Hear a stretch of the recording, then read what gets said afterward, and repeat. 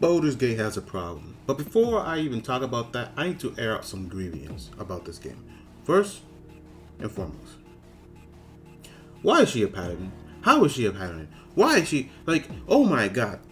Me and my wife, we play this game together. We have to start a whole new campaign because we realized we missed a character because we killed him. Fantastic armor, by the way, looks great on the story. But what the hell is going on here?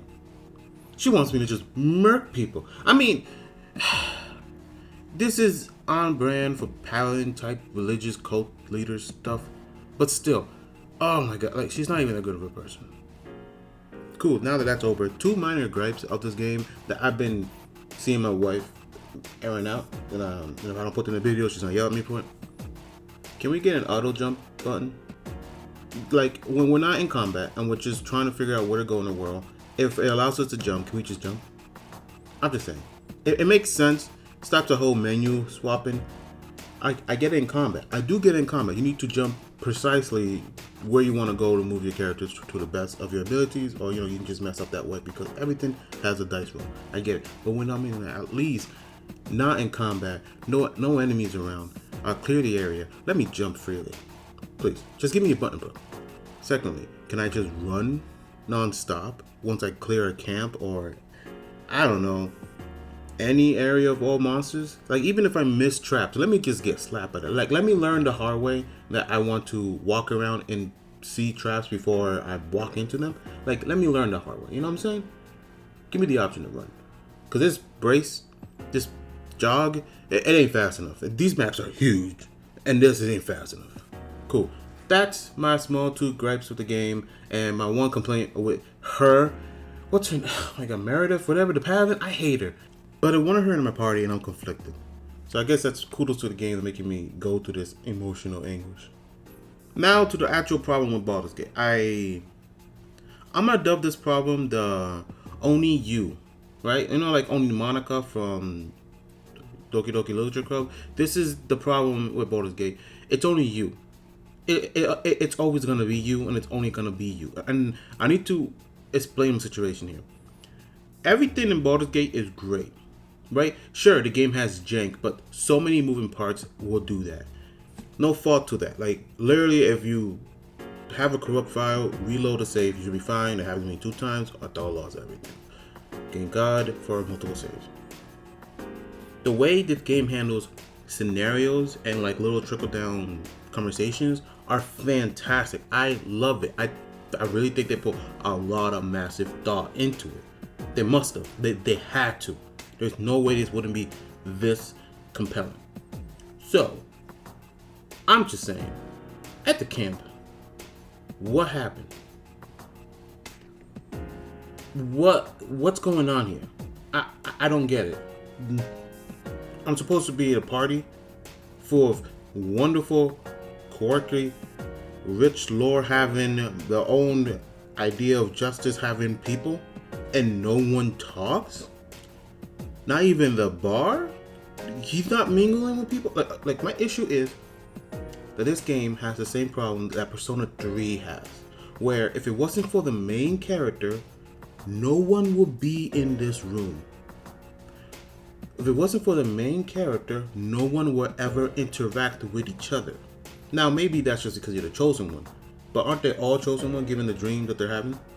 So I'm just confused here because let's just take a story, right? He's the perfect example. He's a vampire. People have very well founded reason to be reserved and very cautious around vampires. Fair. Awesome. Not even gonna hold that against you. Now that he's able to walk in the daylight, walk through water, play in the rain,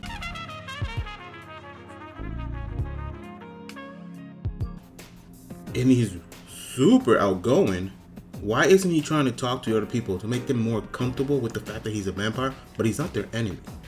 That doesn't happen. He just stands in his corner. They all just stand in their corner. Sure, we have random events where things happen in the camp and some people approve and they don't approve, but other than that, why are they all in their cubicle? What's going on here? This is why I dub the problem Only You. Nothing else happens in the camp between the characters if you, the player, aren't around. And I find that odd. Like, I should be able to see Shadowheart have a conversation with Tarlock, and then when I go there to interact with them, be told, hey, give me a moment, we're having a conversation. I should be able to miss out on that. Sure, it feels bad. Me as a player, I want to see that.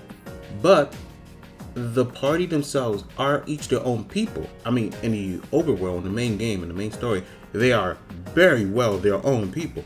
But in the camp, everybody just wants to sit next to the popular kid, which is you. Everybody just wants to bang you. There isn't much of anything going on here. And that's the one thing I don't like about Baldur's Gate 3.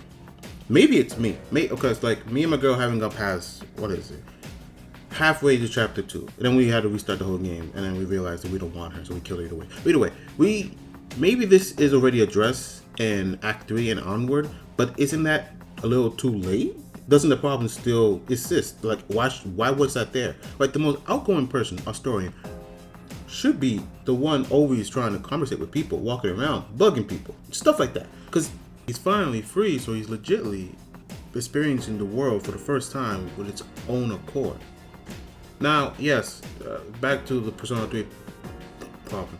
I know they become friends at the end, but they don't feel like friends at all. Maybe the remake will fix that? But when I first played it for P2, I didn't really feel like anything at all. Just saying. I will say the Persona 4 handles this a lot better because the people are actually friends and become friends. Maybe it's just a different type of story altogether. And Persona 5 handles it perfectly, though I still like the cast from Persona 4 more. But I don't see that at all in Baldur's Gate. So, WTF? Maybe I've been spoiled. I had to be spoiled, right? I've been playing Tales of games forever. Since Symphonia on the GameCube all the way up to P5 and Arise, right? I've been spoiled because they fixed this issue that I'm having right now. It's called skits. And Tales of, which is Arise, pretty good game, 8 out of 10. I hate the New Game Plus experience. Everything else of that is amazing. But anyways, in Tales of Arise, we have skits. These skits involve the main party and anybody that tags along with the main party at the current time. Our very own personalized pancakes. Sure, I got this. You're out, Alphen. I don't need spicy pancakes. You're out too, Kisara. You'd win easily. Win what? Is it a competition? Yes! A contest between me, Shion, and Dohalim. Wait, what? I'm more of an eating specialist. You can say that again. Huh. I accept any and all challenges. Great. Then I'll be the judge. I can gather the ingredients. Okay, then it's on. Hey, what about me? They explain a lot on the characters' motivations and interactions that we don't see ever happening without more manpower used into animation and all that stuff. It's just pictures, or in this one, still images or still 3D models, talking amongst themselves. But we get so much interaction between these characters, right? And the main guy ain't always in these. That's the important part. The main character isn't always a part of these. These characters, these party members, are allowed to live and develop their own relationship away from him. Now imagine that scenario playing out in Baldur's Gate where you're the judge, Tarlock is eating everything because he's just enjoying all the food, and Daddy Bear is wolfing it down. And whoever you pick wins and gets a lot of approval points from you, but you know, you piss off more people. It's just stuff like that that could help flesh out the interactions between the parties at the camp. And that's what I want here in Baldur's Gate. I thought it was going to be here, right? I couldn't wait to see how Shadowheart interacts with a bard, right? He has such tall tales. Would she be wary of him? Would she just be cautious? Would she want to hear it? Like, maybe.